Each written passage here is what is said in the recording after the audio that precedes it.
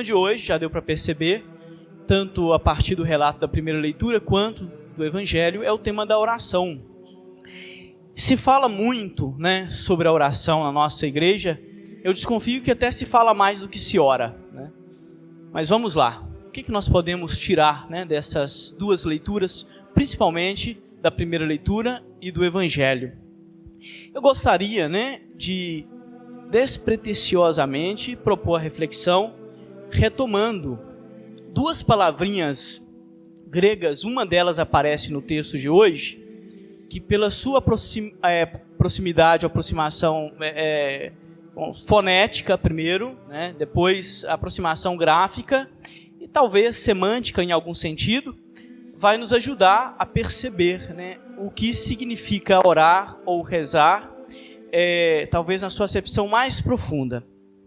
Se vocês forem no texto grego hoje, vocês vão encontrar que a palavra rezar em grego é a palavra prosesromai, um negócio estranho, E existe uma outra palavrinha que é prosleromai, muito parecido, A primeira significa rezar, a segunda significa se aproximar. E existe então uma espécie de comunhão semântica ou de sentido entre essas duas palavras, de tal forma que rezar pode ser entendido no texto grego, no nosso ethos cristão, como ato de aproximação do ser humano da dimensão do transcendente ou do mistério. Então vamos começar pensando o seguinte: rezar é se aproximar. Como nós nos aproximamos ou de quem nós nos aproximamos, aí fica a pergunta para vocês. Porque, como eu disse, muito se fala de oração e às vezes nós até confundimos o ato de orar com coisas que não tem nada a ver, como por exemplo, quando o Teófilo está terminando a teologia, não sei se já fizeram essa reflexão na moral da penitência, mas olha para vocês verem, que coisa louca que aconteceu na nossa teologia. Padre que dá oração como penitência. E isso durante séculos na nossa igreja. A gente não pensa sobre isso, Bom, mas a teologia está aqui para pensar sobre isso. Isso é a diferença, A teologia faz isso, Não é isso? Cometeu um pecado, vai rezar 1000 Ave Marias, não sei quantos Pai Nossos. Oração como penitência, ou seja, como castigo. Olha como nós fomos criados e educados para a oração. Podem ser que muitos de vocês não tenham pensado sobre isso, mas talvez alguns tenham vivenciado, Quem às vezes procura para a confissão, sempre coloco, olha, nós vamos pedir para você fazer uma oração, mas isso não é a sua penitência. Orar, Orar é um ato afetivo, de aproximação, não deveria ser um ato de sofrimento, Então nós temos que construir e desconstruir muitas coisas sobre a vida da oração na nossa igreja, começando por aí. Então orar é se aproximar. É óbvio que nem sempre a comunicação acontece de forma fluida e fácil. E nós temos também níveis de comunicação. Se orar, inclusive nós temos a palavra oratória, não é isso? Para falar do vínculo entre aquele que fala e aquele que escuta. E dependendo da oratória, eu escuto bem, dependendo da oratória, eu descarto inclusive a relação. Não é assim? Então oração, oratória, olha que interessante. Então olha para vocês verem. O que a liturgia de hoje nos propõe é, na verdade, um pensamento profundo sobre a nossa forma de orar, como que nós compreendemos a nossa oração e assim como nós compreendemos a nossa relação com Deus. Então, se a oração é compreendida como penitência e como castigo, algo já não anda bem na nossa vida. Então a gente precisa começar a pensar isso.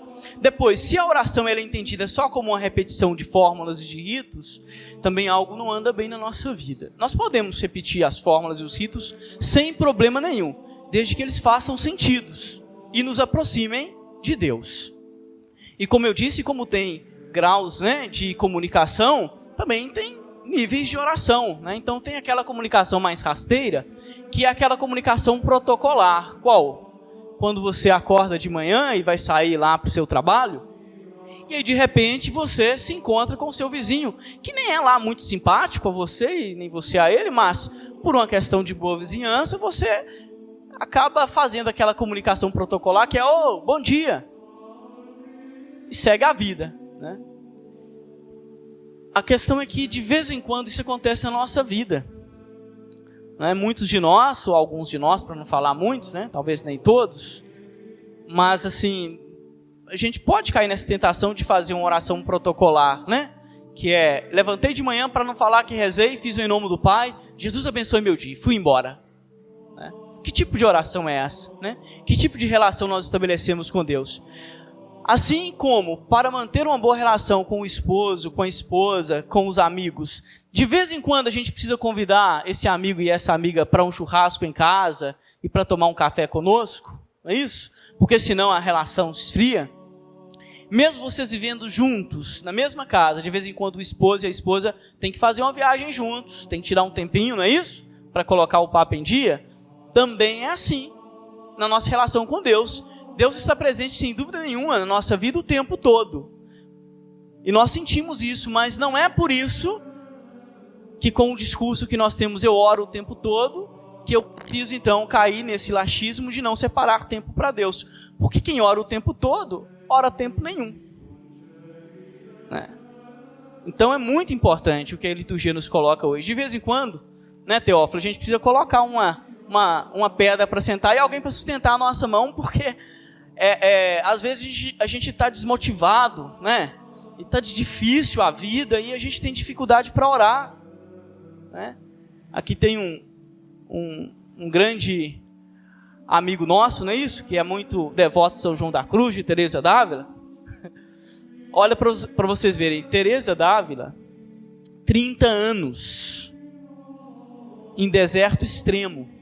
Às vezes ir para a capela e sentar e dizer assim, Senhor, estou aqui. Mas separava o tempinho. Mesmo que não me saia as palavras e mesmo que eu não consiga fazer uma oração afetiva, Teresa d'Ávila, Senhor, estou aqui. Eu amo uma história de Teresa d'Ávila que eu não sei se é verdade, mas eu sempre conto porque ela me impressiona muito, né? A fé e a relação dos carmelitas em geral, dos religiosos em geral com a oração, né? Tem essa conexão muito forte, mas eu estou falando do Carmelo. Teresa d'Ávila um dia lavando as panelas no convento com uma noviça, e aí de repente ela olha para o cemitério. Vocês sabem que antigamente os cemitérios normalmente estavam colados à igreja, ao convento, né? Aí olha para o túmulo de uma irmã que tinha acabado de falecer e diz assim, ei irmã, e se não existir nada mais além disso, hein? No outro dia a irmã foi embora e ela se tornou santa, né? Então é a resiliência da oração, porque a oração não tira as nossas dúvidas, não se trata disso. Quem ora continua tendo dúvida, quem ora continua tendo crise, não se trata disso. Não é um problema de orar para acabar com as crises ou com as dúvidas, né? Mas a oração ela se coloca na nossa vida como eu diria, né, como este momento de comunicação profunda entre o ser humano e Deus, ou a dimensão transcendente. E neste momento de comunicação profunda nós vamos nos descobrindo diante de Deus e Deus vai se desvelando diante de nós. Então quanto mais se comunica, mais forte fica a relação. Então, qual é o nível da sua relação e da sua oração com Deus? É um nível protocolar do bom dia? Ou um nível protocolar do frequentar a missa dominical? Eu brinquei ontem, brinco hoje com vocês. Vocês sabem que existe missa de corpo presente, não é? Mas o corpo que está presente não está presente porque já morreu. Então cuidado para que vocês não façam do ato litúrgico todo domingo a missa de corpo presente. Você pode estar simplesmente aqui de corpo presente e nada mais, porque se acostumou a vir à missa, porque o papai e a mamãe pediu que viesse.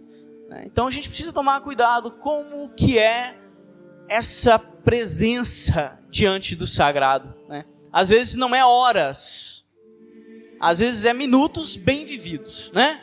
Uma boa conversa, né, de 30 minutos vale muito mais do que 8 horas, 9 horas juntos, às vezes se ignorando e se esbarrando. Então muito importante isso, né? Prestar atenção na nossa relação com Deus. Se o nível da oração é protocolar, né? Quem nos dera, né, que todos conseguissem chegar ao nível de Teresa d'Ávila, de João da Cruz, né? Cito também o meu fundador de origem, né?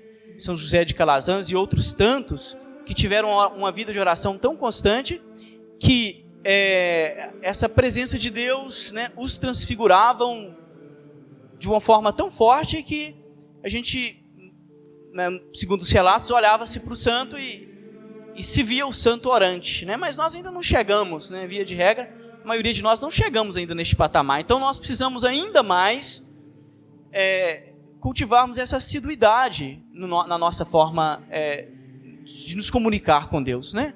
Isso é muito importante. Então, com muita tranquilidade, com muita humildade, né? Não estar simplesmente de corpo presente. E quando a gente tiver alguma dificuldade, pedir ao Senhor que nos ajude a manter as mãos erguidas, né? Enquanto nós estamos com as mãos erguidas, existe essa vitória na nossa vida. Quando as nossas mãos baixas, ou seja, quando nós deixamos de fazer referência ao transcendente, quando nós esquecemos do mistério da vida, do mistério de Deus, né? Aí nós começamos a cair nessa espécie de horizontalização da nossa vida e as coisas perdem o sentido. Então, orar, diz o Evangelho, orar sempre sem desanimar. E para terminar a homilia, tentem fazer em casa esse exercício de pensar qual é o nível da oração e da conexão entre vocês e Deus e que tipo de oração também que nós, e aí que tipo de oração / comunicação nós estabelecemos com Deus, né? Porque nós somos tentados a estabelecer uma comunicação de muita lamúria e de pouca gratidão, né? Poucas vezes. A nossa oração cotidiana não é... Falo isso, gente, porque o padre tem acesso a isso pela vida dos fiéis, né? E sem dizer que eu também sou cristão e como cristão que está à frente de um rebanho também tenho minhas dificuldades de orar e eu percebo isso na minha vida. Se a gente não tomar cuidado, a nossa oração vira uma espécie de lamúria constante. Nada tá bom, Senhor me ajuda, e a gente começa então, né, a desgastar essa relação. Entre vocês, quando o companheiro ou a companheira só reclama, a conversa é só reclamação, vocês dão conta? Não é? Não cansa? Cansa, não cansa? Cansa quem fala e cansa quem escuta. A gente pode fazer essa transferência meio grosseira para a nossa relação com Deus. Não é que Deus se cansa de nos escutar, mas eu acho que nós mesmos nos cansamos de lamuriar, né? E ainda mais, como a nossa relação com Deus às vezes se estabelece a partir da necessidade, que é eu necessito disso, então eu peço essa graça. E nem sempre nós recebemos aquilo que nós pedimos, a nossa oração vai esfriando a tal ponto que nós, né, pode chegar um momento que a gente deixa realmente de nos referir a Deus com afetividade. Último tópico, para a gente fazer a admissão de vocês. A oração, ela precisa brotar do coração. Eu repeti esse final de semana uma frase que eu falo sempre e vou continuar falando. Então, enquanto eu estiver por aqui, quando eu for para outra paróquia, vamos escutar falando isso, porque isso não é uma frase de efeito, é uma frase para a vida, né? A oração, ela precisa ser, como toda comunicação, uma expressão do nosso afeto. Do nosso afeto. Né? Quando nós perdemos a afetividade na oração, nós temos uma dificuldade muito grande de nos comunicar com Deus, né? Por isso Jesus pergunta, mas será que o Filho do Homem, quando voltar, encontrará fé sobre a terra? Né? A percepção de Jesus, né, destes modelos de oração que estavam no tempo dele, que nós mantivemos, que é a oração protocolar, que esfria a nossa fé. A fé é uma virtude teologal, mas para que nós a mantenhamos, nós precisamos nutri-la e cuidar dela, né? Então, será que vamos encontrar fé sobre a terra? Né, Jesus disse, será que eu vou encontrar fé sobre a terra quando o Filho do Homem retornar? A preocupação, né, de que os protocolos possam esfriar a fé, porque aquilo que é protocolar normalmente não é afetivo. Eu cumpro protocolos. Bom dia que você dá para o seu vizinho que não é simpático não é afetivo, é protocolar. Então, a afetividade na forma de orar. Então, parem de falar mal da afetividade da oração, né? A gente, claro, né, faz as nossas críticas quando essa oração ela tem um caráter extremamente infantilizado, né? Então, a gente acaba, como padre, dando uma moldada e até para as pessoas crescerem um pouquinho na fé. Mas a oração é sempre afetiva. E aí eu termino com a frase dizendo para vocês, olha, toda fé, para que ela seja efetiva, ela precisa ser afetiva. Tudo bem que a teologia trabalha com racionalidade, né? Nós temos aí, e precisamos buscar, né, a racionalidade da fé, mas quando a gente fala de celebração da fé e de oração, repito, para que a fé seja efetiva, ela precisa ser afetiva. A comunicação é assim. Para que a comunicação seja efetiva, ela precisa ser afetiva. Sem afeto, não existe possibilidade de oração e de comunicação. Louvado seja o nosso Senhor Jesus Cristo.